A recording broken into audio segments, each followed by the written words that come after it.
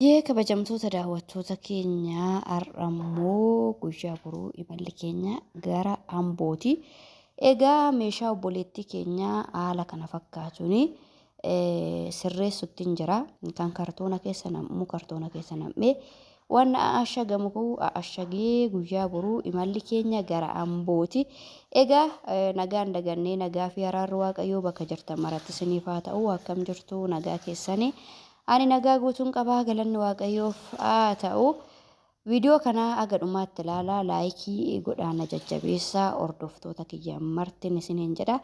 Namoonni meeshaa ajajachuu barbaadan illee meeshaa waasaa birraan dheedoo jechuudhaan meeshaa feetan nu ajajadhaa gara Amboo yoo nuti isinii geessines meeshaa keessan binnee ashagnee konkolaatatti Amboo dhaabatee namni isinii eegu yoo jiraate konkolaatattis erguu hin dandeenya. Bifa lamaan isinii gaggeessina meeshaa keessanii.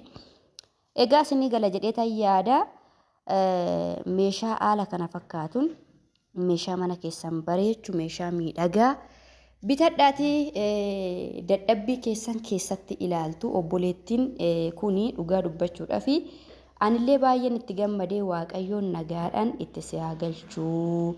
Fayyaa kee nagaa kee itti si haa galchuun jedhaani akkuma argitan egaa meeshaa hedduudha kan isheen biraa qabdu. Mana keessatti viidiyoo waraabee xiqqoo carariin illee na jeeqatiin jira. Obsumaan aga dhumaan wajjin turaan isiniin jedha. Biradistii lama qabdi. Kan indaanqoo lama hojjechuu danda'uu fi kan sadii hojjechuu danda'u shunkurtii wajjin na biraa qabdi. Haa ta'u malee masoobiin illee jira, saanii zirgiin illee jira. Waan baay'eetu jira egaa meeshaalee ishii kana wannani akkanatti ol fuudhee agarsiisaa jiruu fi ishiinis meeshaa ishii argitee akka itti gammaddu barbaadani. Inni kan biraa meeshaan kunis guyyaa boruuti. Viidiyoon kun kan waraabame jimaata. Guyyaa boruu qidaamee gara Ambootti meeshaa kana fuunee imaluuf waan jirruuf meeshaa kana isa cabuu isa hin cabne adda babbaasee kartoona keessatti sirreessuufin haala kanaan akkas gochaa jira.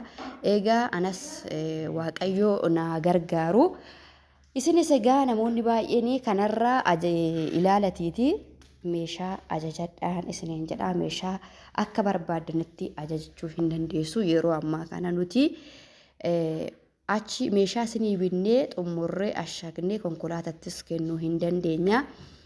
Yoo isin immoo Amboo maatii keenya bira nu geessaa yookiin gincisaa ta'u Amboosaa ta'u Tullu Boolloo eessa bakka isin nu ajajjanitti isinumti bitaa isinumti geessatiiti viidiyoo illee waraabaa maatii keenya sapiraayisii godhaa yoo nuun jettan kallattiin nus deemuu hin dandeenyan isiniin jedha. Egaa meeshaa baay'eedha kan obboleettiin keenya qabdu. Burcuqqoollee gosa sadii qabdi. Kuni burcuqqoon kun jechuudha firee ja'a. Burceewuusaa jookisaa wajjini kabiraas illee dizaayinii biraa aroon kun kan lafatti argitanis dizaayinii umsaa ta'ee kabiraati jechuudha. Waa baay'eetu jira. Masoobiin jira, janteeliin jira, erkabootiin jira, maashinni shunkurtii jira jechuudha. Waa baay'eetu jira waan ta'eef egaa Waaqayyoon dhugaa dubbachuudhaa fi nagaan itti si haa galchuun jedha. Kuni kan inni amma isin agarsiisaa jiru kuni maashina shunkurtii. Maashina shunkurtii jenna yeroo baay'ee garuu maashina shunkurtii daakuu qofa osoo hin taane maashinni kuni dhugaa dubbachuudhaa fi baay'ee wanna dhiqaa bara kana bahe keessaa wanni na gammachiise maashina shunkurtii kana. Maashina shunkurtii jedhamee haa bitamuu malee wanni firaafiree wanni ittiin daakamne hin jiru. Foon dabalatee jechuudha. Baay'ee kan jireenya namaa qallalchu hojii kan namaa qallalchuudha maashinni sun jechuudha. Shunkurtii itti daakuun hin danda'ama. Firaafiree garaagaraa agaraa fuulduras illee hidaaka jechuudha. Kan amma argaa jirtan immoo masoobiidha.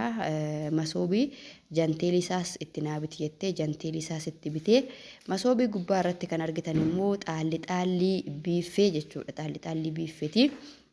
Isallee ni qabdi.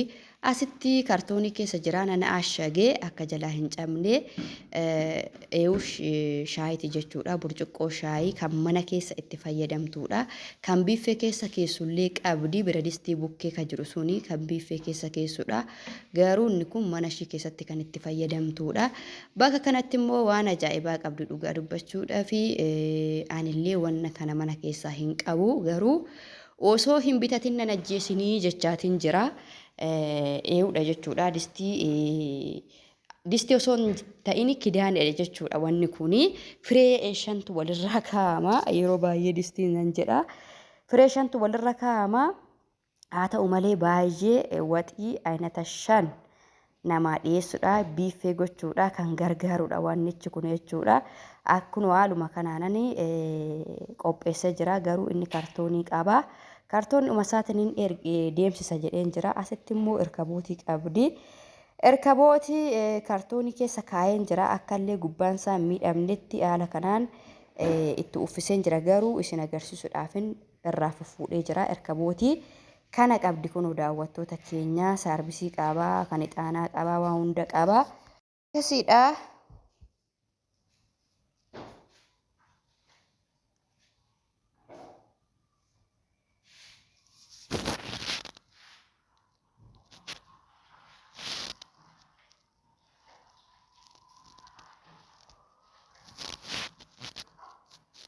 Beresum.